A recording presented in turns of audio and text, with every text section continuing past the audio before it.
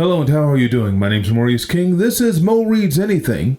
And today I get to do something a little different. I get to read a poem that has been requested by me from a student at my high school alma mater, New Madrid County Central High School in New Madrid, Missouri, where my old speech teacher, Bill Watley, would probably be saying, "What in the world is he doing?"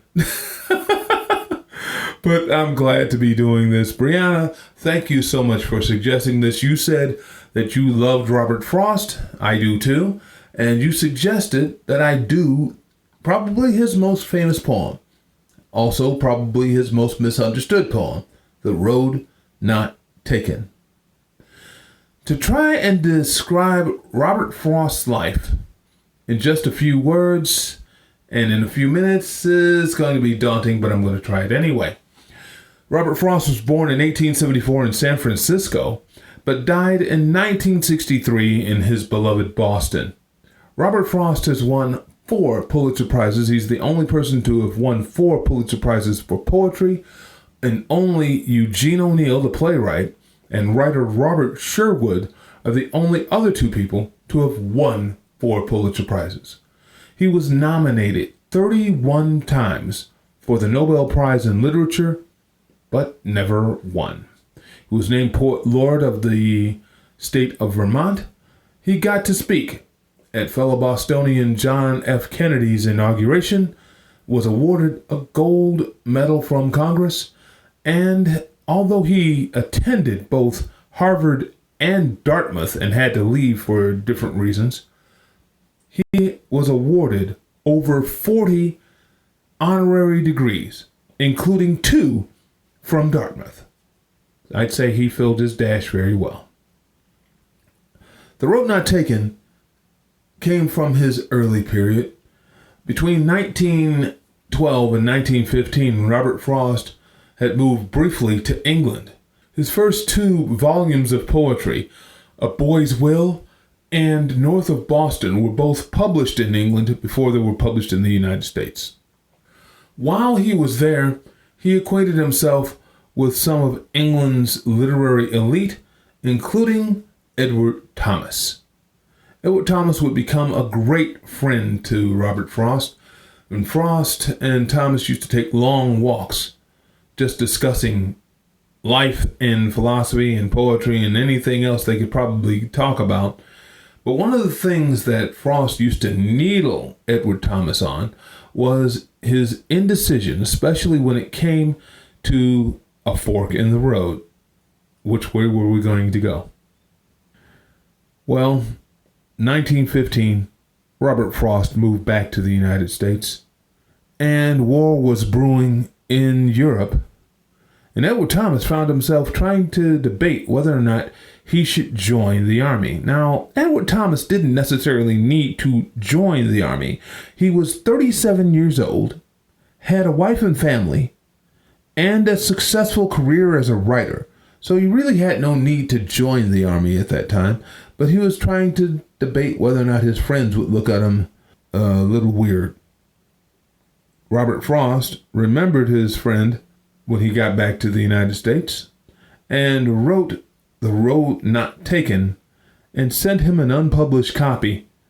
Robert Frost wrote The Road Not Taken as a joke to Edward Thomas's indecisions, so I don't think he knew anything about Thomas's decision or indecision about joining the army. But when he received the poem, Thomas looked at it and took it both seriously and personally. And it said that this poem was what spurred him to join the British Army. Sadly, Edward Thomas would die at the Battle of Arras in France in 1917. Robert Frost took the death of his friend poorly and would later say that reading The Road Not Taken, you have to be careful. It's a tricky poem, very tricky. And obviously it has been because people have been debating it now for over 100 years. Let's take a look at it. This is The Road Not Taken by Robert Frost. 2 roads diverged in a yellow wood, and sorry I could not travel both and be one traveler. Long I stood, and looked down one as far as I could to where it bent in the undergrowth. Then took the other as just as fair, and having perhaps the better claim because it was grassy and wanted wear, though, as for that, the passing there had warned them really about the same. And both that morning equally lay in leaves no step had trodden black. Oh, I kept the first for another day, yet knowing how way leads on to way, I doubted if I should ever come back. I shall be telling this with a sigh. Somewhere ages and ages hence, two roads diverged in a wood, and I took the one less traveled by. And that has made all the difference. The Road Not Taken, Robert Frost, published 1916.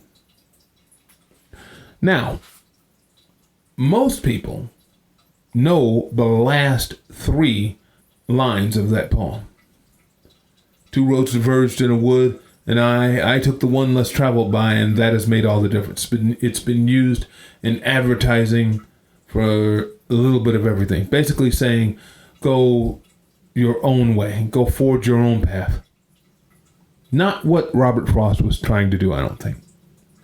Then they look at the whole poem and take it like Edward Thomas did.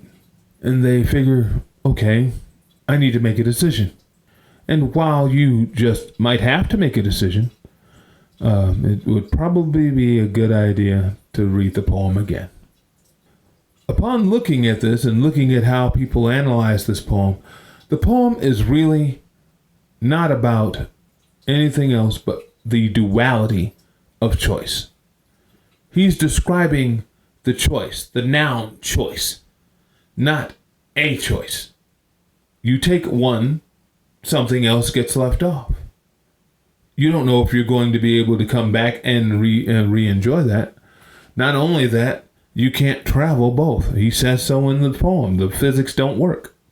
Thus, it's basically describing a choice. Nothing more, nothing less.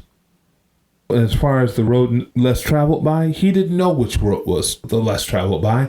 He described both roads, but you don't know which one he took. He just made a choice and took it.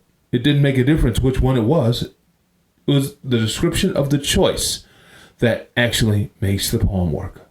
So I hope that actually is something to discuss in class one of these days. In any case, if you like the read, by all means, please hit that like button and hit the subscribe button so you know when I do this again.